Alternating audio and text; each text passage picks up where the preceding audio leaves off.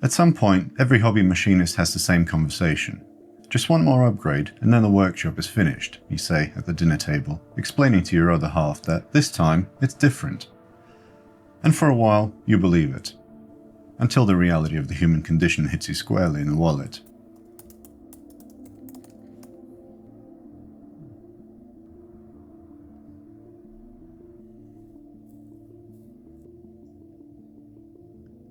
Because in its purest form, hobby machining is a Sisyphean pursuit. Is it moving at all? Not really.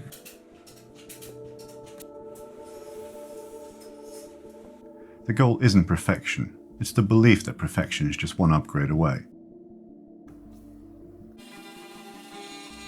And that's usually when things start to get out of hand.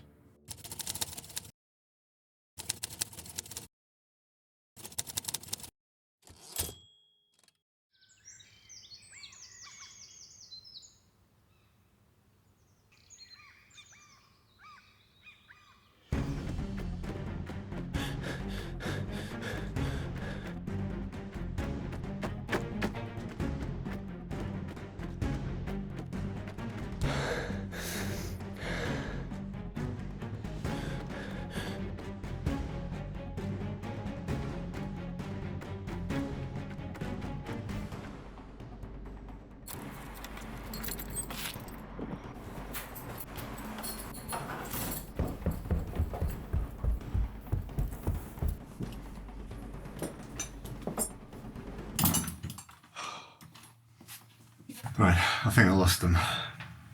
But I have got something cool to show you. This is a bar of pure myfordium, the secret ingredient to machine rigidity, and I've got the perfect idea for it.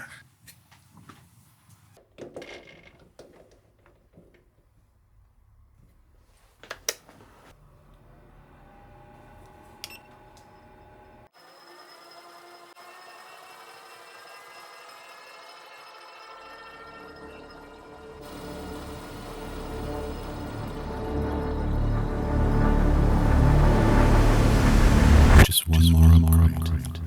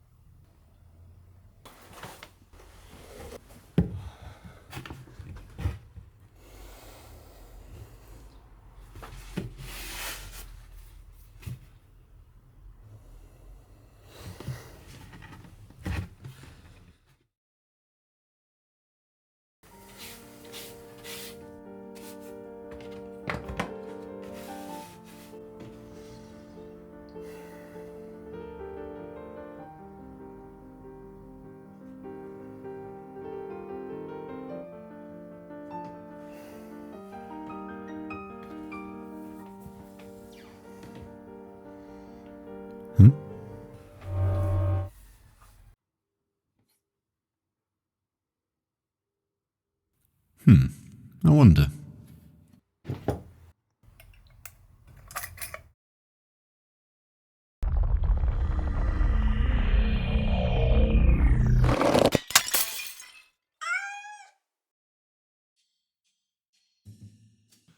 Just one more upgrade. Talk about famous last words. Somehow, that philosophy has yet again left me standing here with this financial black hole. For those of you who haven't made machine tools their entire personality, this is a myford Super 7. These have developed somewhat of a cult following, largely built around the simple idea that they don't make them like they used to. Don't know what you're talking about. But is that actually true? Well, in no uncertain terms, unequivocally, categorically, unambiguously, sort of. Because what makes this machine special isn't perfection, it's the potential. I mean, just look at it.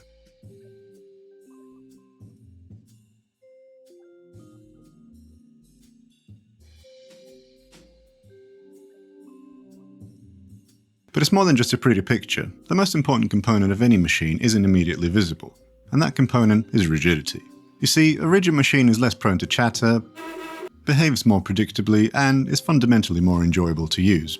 In many respects, this is a form of industrialized self-care. So for once, I had a pretty good foundation. Unfortunately, I also had ideas. The first glaring issue with this lathe is that it's a bit too analog for my palate. Back in the olden days, people relied on these dials to measure how far they've moved. Some conventionalists still swear by this method with admirable confidence. But the problem is that over the years I've fitted linear scales to 4 of my previous lathes, and this just never stops being the pinnacle of tedium. But what if there was a better way? Wait, what? Who said that?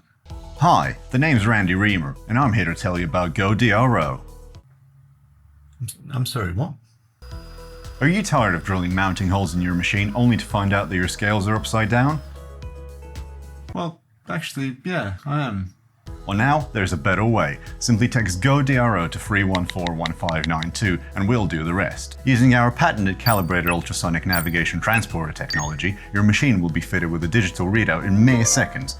But don't just take my word for it, see what our customers have to say. So I texted GoDRO in the morning while I was having breakfast, and then I left for work, and when I came back the bins were taken out, DRO was installed and I could inexplicably speak Icelandic. Amma mín búin til að jarðarbyrjasöldu á stultum sem fæddist í Reynisfjöru. Look, isn't that weird? Come on in. Where should I, just down here? Yeah. Perfect. Should I look over here? Just look at me. I realised as we came in there was a DRO on your toaster. Yeah, actually, you know, GoDRO just makes it so easy to install linear scales that I've been putting them everywhere. There's one on the garage door, on the toaster, like you said. I've even got one on my bedside table drawers. Before GoDRO, I had to modify all my machines like a dirty plebeian. Now I have more time for the things that really matter, like binge-watching Inheritance machining video. Yeehaw! Oh hi, I didn't notice you there. You may remember me from films such as Help, my dog is stuck down a well, and Oh no, I have one too many toes. GoDRO gave me the confidence to ask for a promotion at work. They fired me, but I still asked the question. Order within the next 9 seconds and for just 49 easy payments of $79.95, all your DRO troubles will be behind you. GoDRO are not responsible for any black holes created during the installation process. Do not use the service if you're allergic to moon rocks. Please consult your doctor if you think your machine has developed sentience. Any subliminal messages displayed on your readout are pure coincidence. Terms and conditions may apply. Must be able to sign your own name. Your knees might be at risk if you do not keep up payments. Wow, thanks GoDRO.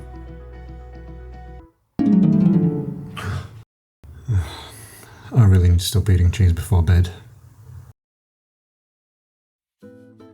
Alright, that was the last fever dream sequence in this video, I promise. But I do want to give a quick shout out to Yuri of Touch DRO. He sent me the mill and the lathe interface boxes with no strings attached. Well, they're not attached at all. What he might have not anticipated was the tirade of stupid questions headed his way, all of which were answered very quickly. I've only just scratched the surface of all its features, but going back to a standard DRO now feels like using an abacus to do calculus.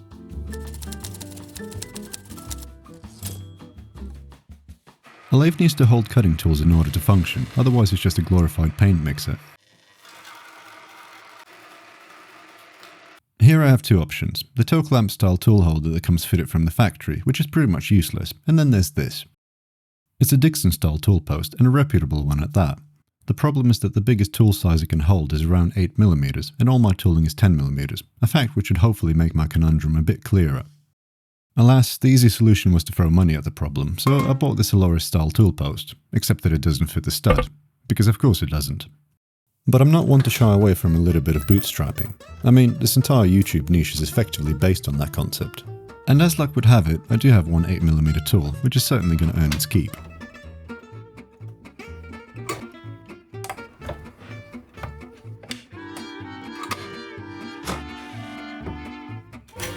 Whilst there wasn't much wrong with my old lathe, it's hard to argue with the build quality and the sheer sex appeal of this lump of old English iron. But there's more under the surface. For one, I finally have a quick change gearbox, so a faster feed rate no longer requires several therapy sessions to recover from the miasma that is change gears.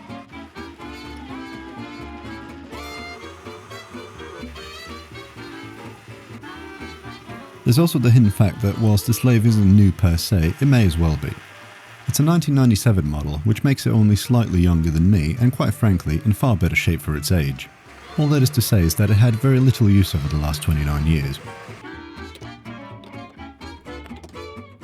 So whilst making a threaded stud is hardly the definition of gripping content in the world of Nottingham engineers and inheritance machinings, it's a quick stepping stone project born out of necessity.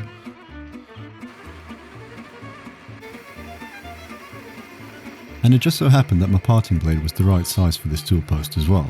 It sure beats using a hacksaw.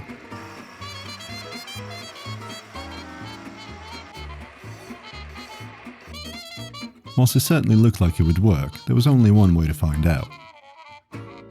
Except that once the old stud was out, I was effectively latheless, and I wasn't emotionally ready for such a drastic paradigm shift. Still, there's no time like the past, so off came the compound slide and all its gubbins, each one sporting a distinct allergy to metric hardware.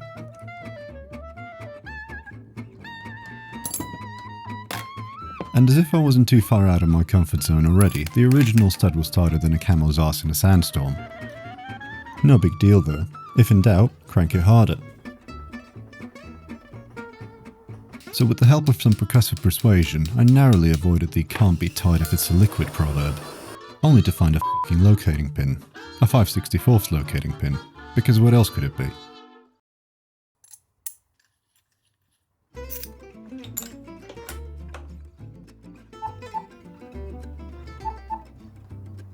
Since I live in the 21st century, I don't have any stock of that diameter.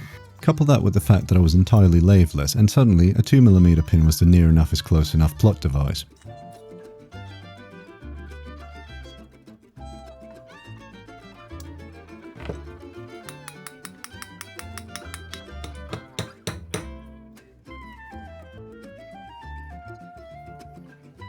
So finally, with the replacement stud firmly in place, all that was left was to throw a healthy amount of lube into the equation and put it back together.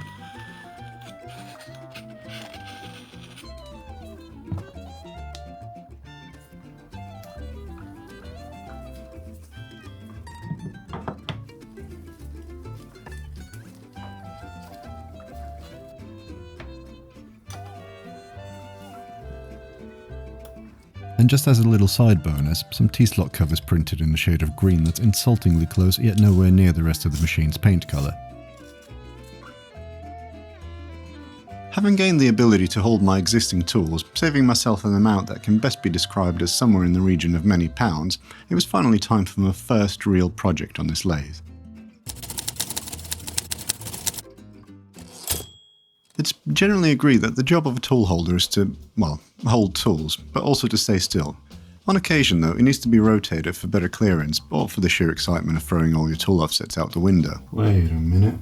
In practice, a spanner is adequate for this task, but adequate is not the adjective I want describing my so-called perfect machine. So, in typical YouTuber fashion, I borrowed a design idea from this little-known channel. I'm sure he won't mind.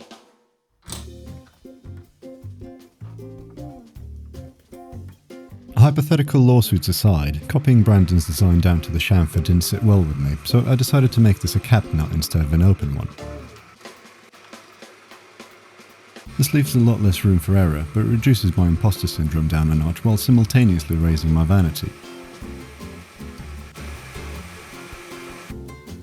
As the threaded section of this nut needed to be a touch more accurate than my usual good enough approach, a 15-minute 3D print was more than justified for a makeshift tailstock DRO.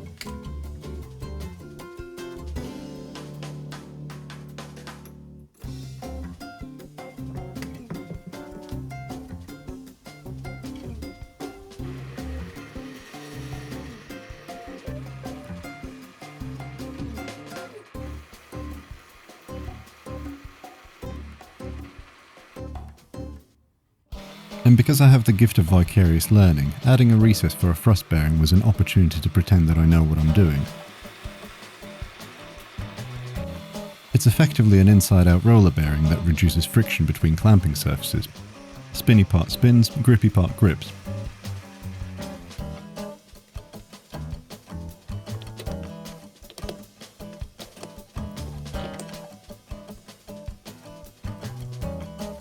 And then it was finally time for the ultimate test of rigidity, a high-speed steel parting blade. Oh hey, that's going quite well. No wait, never mind, there's the chatter. Sounds like you need a solid tool post mount. Well, yeah, I know I do, but I'm fresh out of scope creep for this video as it is. Besides, Every machining channel has already made one, so it's not exactly a novel concept. Well, you're in luck. PCBWay have you covered. That's great and all, but I need a solid tool post mount, not a custom PCB. Ah, but you see, that's where you're wrong. PCBWay don't just make custom printed circuit boards. They're also a market leader in 3 and 5 axis CNC machining, so you can design your parts in a way where you don't have to worry about such trivial things as the order of operations, or what your mill thinks about machining 4140. Simply upload your CAD model to the website, tick all the options that seem necessary, and click go. Before you know it, you'll be greeted by a part that only seemed possible in the digital workspace.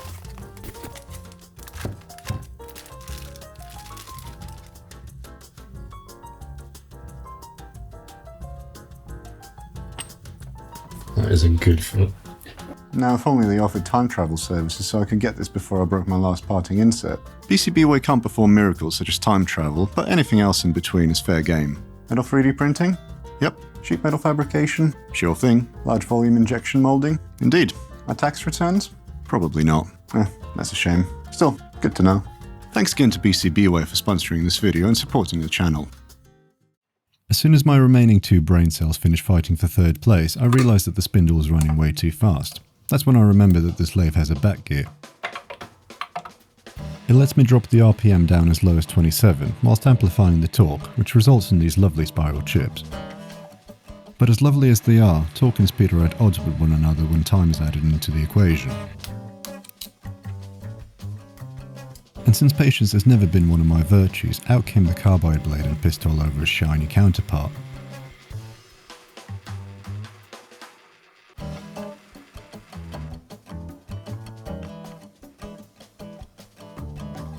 As I was riding the high of a successful parting cut, a colossal chamfer was all that was left to complete the look.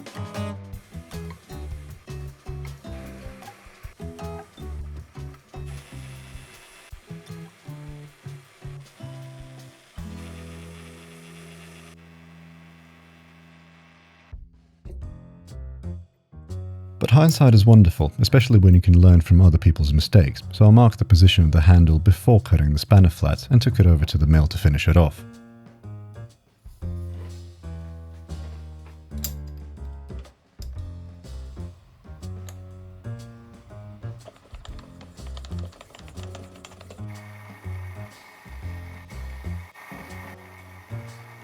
The spanner flats are a bit of an insurance policy more than anything else. I rather have and not need.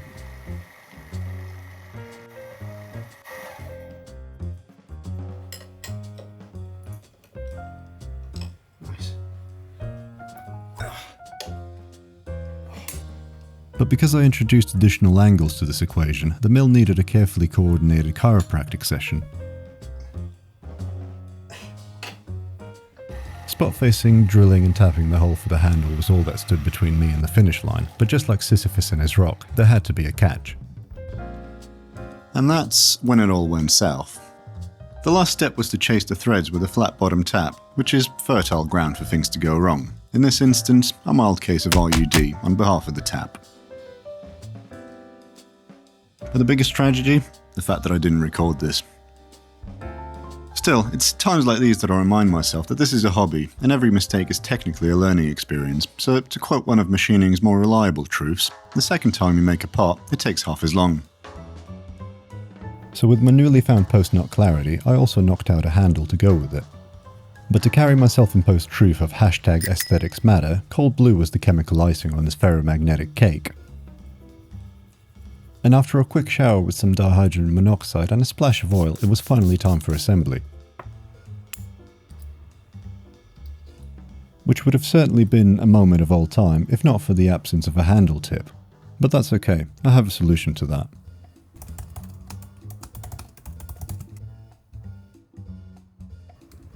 And to everyone else, thanks for watching, and see you next time.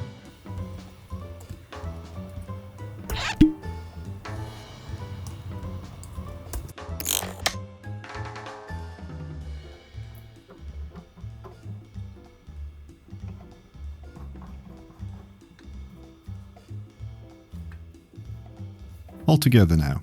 It ain't going anywhere.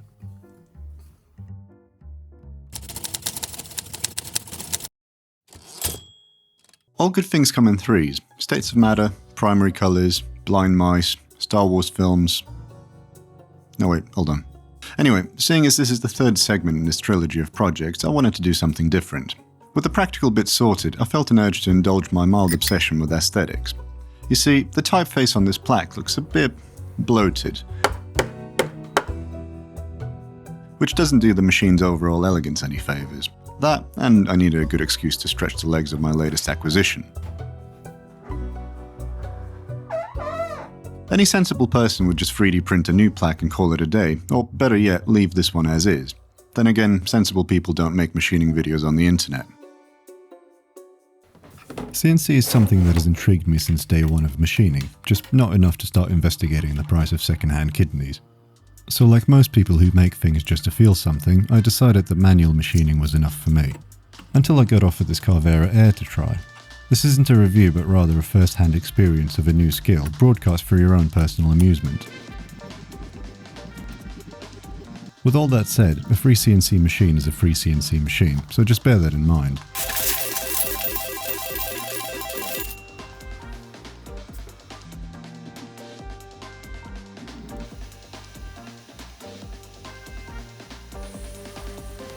This is probably a good time to point out that I've never used a CNC machine before. But once I figured out that a tool meant for cutting plastic doesn't quite agree with brass, I began my climb up Mount Stupid, a scenic route along the Dunning-Kruger curve. You know, in a way this feels like playing with cheat codes, but at the same time, the hands-free operation certainly has an appeal. With that said, I do have to point out that for simple jobs, even a small manual machine will dance circles around this, largely owing to the low power of the spindle. But just like any tool, it's not about the size, but what you do with it. Some 2D contours in an engraving path is hardly at the edge of your seat content, but until I've navigated my way through the learning curve, this felt like a decent starting point. It's like they planned for it. I have much bigger ideas for this machine, but that's for the future version of me to deal with.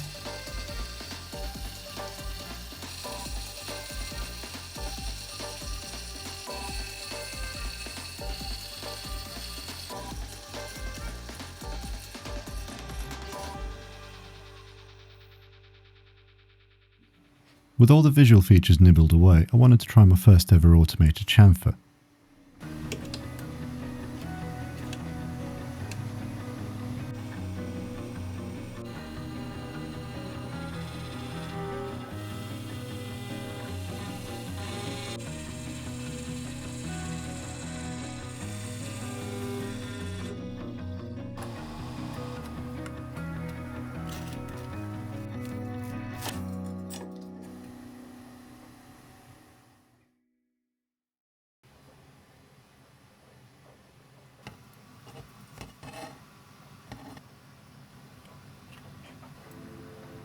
After a tab removal that could best be described as mildly barbaric, the finish line was starting to appear on the horizon.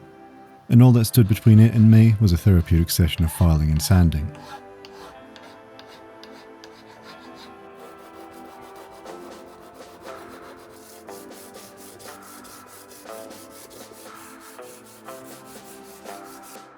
A little bit of contrast goes a long way, and there was only one shade of colour that would work here.